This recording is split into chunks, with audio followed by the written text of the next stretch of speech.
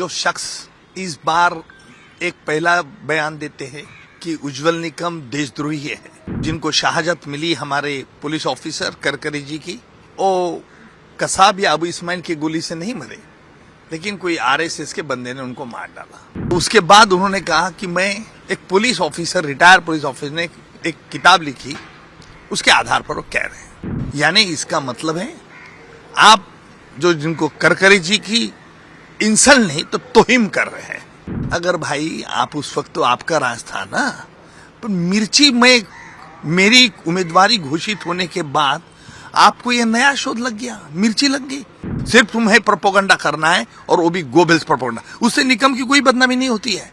कसाब को मारने वालों में आरएसएस के लोग थे और उनको बचाने के लिए उज्जवल निकम ने काम किया। पहले तो खुद बयान दिया उन्होंने, फिर कल कह रहे हैं कि एक किताब का हवाला दे रहे हैं, ऐसा मुझसे खुद उनकी सरकार और हाईकोर्ट तक नकार चुके हैं। देखिए, जो शख्स इस बार एक पहला बयान देते हैं कि उज्जवल निकम देशद्रोही है, और उसके लिए आधार लेते हैं कि जो जिनको शहादत मिली हमारे पुलिस ऑफिसर करकरी जी की, वो कसाब या अबू इस्माइल की गोली से नहीं मरे, लेकिन कोई आरएसएस के बंदे ने उनको मार डाला। फिर दूसरे दिन जब हमने इस पर हल्ला कर दिया, ये स्टेटमेंट पे हमने अटैक किया, तो उसके बाद उन्होंने कहा कि मैं एक police officer, retired police officer ने एक किताब लिखी, उसके आधार पर वो कह रहे हैं।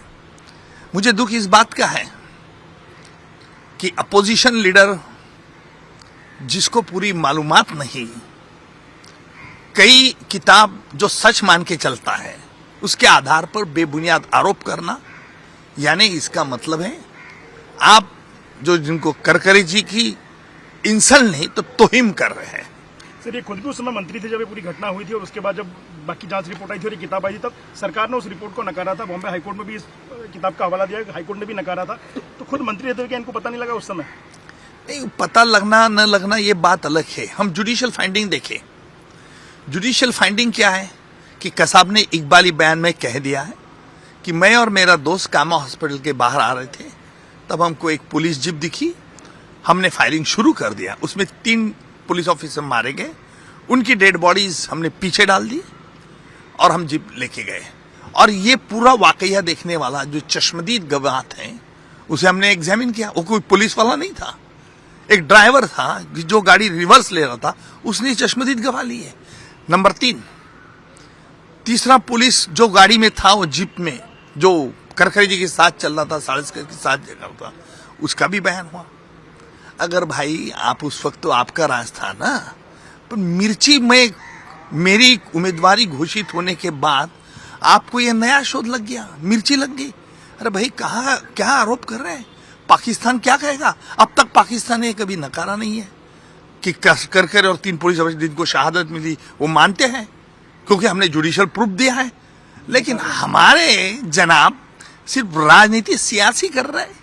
देखो, ये गलत है। तुम्हारी देश की प्रतिष्ठा, देश की इज्जत, देश की सुरक्षा, इस पर कोई ध्यान नहीं है। सिर्फ तुम्हें प्रोपोगंडा करना है, और वो भी गोबेल्स प्रोपोगंडा। उससे निकम की कोई बदनामी नहीं होती है। बदनामी तो आपको ही होगी, और आपकी पूरी जनता ये 20 मई को दिखा देंगे कि इस तरह से झूठे अंजाम लगाने वाले को, हमारा देश का हर नागरिक का इंसल्ट करने वाले को जनता उसकी जगह दिखा देगा। सर, बड़े तिवारी ने बोला कांग्रेस के लोग चुप है, लेकिन विपक्ष की जो बाकी पार्टियां हैं, जो लोग हैं, वो भी एक तरीके से चुप रह के उनका समर्थन ही कर रहे हैं। आपको लगता है? नहीं, समर्थन की बात नहीं है, वो इसको ज्वाइन नहीं हो रहे।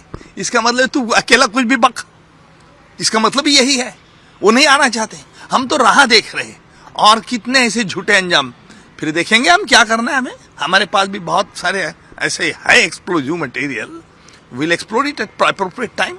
सर, एक्सप्लोसिव मटेरियल्स 26/11 को लेकर के हैं या कांग्रेस ने? नहीं, ये तो मैं नहीं बताऊंगा। देखो, उनको आरोप कर दो। जो एक रिस्पॉन्सिबल अपोजिशन लीडर इस बात करता है कि मैंने पहले बोले ये तो यह है, देशद्रोही है, उसको जेल में डालना चाहिए, और ये है वो है। अरे भाई, फिर आप कोर्ट में क्यों नहीं गए? जाना था ना कोर्ट में, नहीं गए, क्योंकि मालूम था कि हर भारतीय का आप इंसल्ट कर रहे हैं। अब बोल रहे आप सर जम्मू कश्मीर में एयरफोर्स की काफिले पे हमला हुआ, कुछ जवान शहीद भी हुए, कुछ घायल भी हैं, लेकिन विपक्ष के नेता ये कह रहे हैं कि चुनाव आते ही आतंकी हमले बढ़ जाते हैं और इसलिए होता है। और फारूक अब्दुल्ला तो यहाँ तक क्या, जब तक पाकिस्तान से बातचीत नहीं हुई तब तक आतंकी हमले नहीं रुकेंगे। देखिए ये मुझे अब्दुल्ला जी मान रहे हैं कि पाकिस्तान स्पॉन्सर कर रहा है और ये हमारे जनाब कह रहे कि ये भी झूठा चल रहा है। लेकिन राजनीति सियासी बात करो, लेकिन कुछ मुद्दे पे करो। इस तरह से जनता के मन में आप पॉइजनिंग करो, जनता को मूर्ख बना पे। जनता मूर्ख नहीं है, जनता तो आपको दिखाएंगे। आप तो अपोजिशन लीडर, आप तो एमएलए है ना, चुनाव तो आपका भी आएगा 6 महीने के बाद, फिर क्या होगा? सर चुनाव आते ही आतंकी हमले होते हैं, इस बात का जो विपक्ष आरोप लगा रहा है उस पर आप क्या बोलते हैं? विपक्ष का आरोप है कि जब चुनाव आते हैं तभी आतंकी हमले क्यों होते हैं? अरे भाई ऐसा, इसका मतलब क्या है? ये आप उनको पूछो जो हमला करता है। आपकी उनकी साठगांठ है क्या? आप मिली भगत है क्या? वो आपको कहते हैं क्या कि चुनाव आया है, हमको बीजेपी गवर्नमेंट मोदी सरकार ने कहा है आतंकी हमला करो? ऐसा है तो ऐसा बताओ। जैसे आप कह रहे हैं ना कि हमें मालूम है कि आरएसएस, अरे भाई आपने आरएसएस का आदमी ने किया है, मारा है, तो सबूत दो, कोर्ट में एक पिटीशन फाइल करो। बेबुनियाद आरोप करना ये ठीक नहीं है।